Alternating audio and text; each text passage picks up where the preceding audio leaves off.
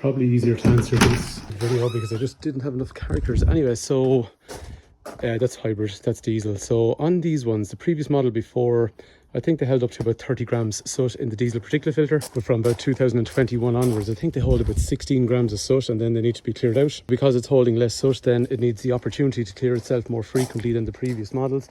So you could be looking at circa 200 to 300 kilometers where it needs the opportunity to what's called regenerate and clear out the soot. And the regeneration is usually facilitated by a warm engine first of all, and it can take a bit of time to warm up an engine. So you might see the engine temperature going up, but all the sensors to do with NOx and all that stuff, they mightn't be operating efficiently yet.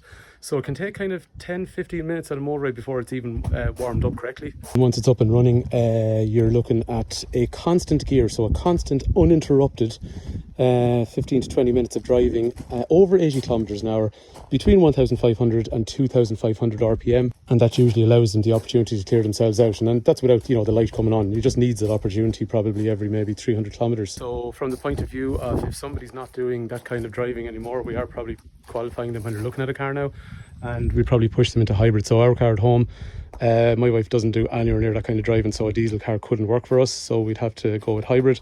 But we'll say for a longer drive then, where I'm going up and down on a maybe 180 kilometer round trip, I can easily allow a car to regenerate. So it all comes back to emissions. So like 6-7 years ago, there was engines made that were under much less emissions criterias, but they are probably struggling manufacturers to make diesel engines that are workable based on the European emissions regulations. So how long more we'll be able to have diesel cars to meet those emissions criteria, I actually honestly don't know. But anyway, so that's why you'll have and if the car doesn't get those opportunities, then it'll bring on a light to say regenerate me, which is go put the car into that situation that allows it to clear out.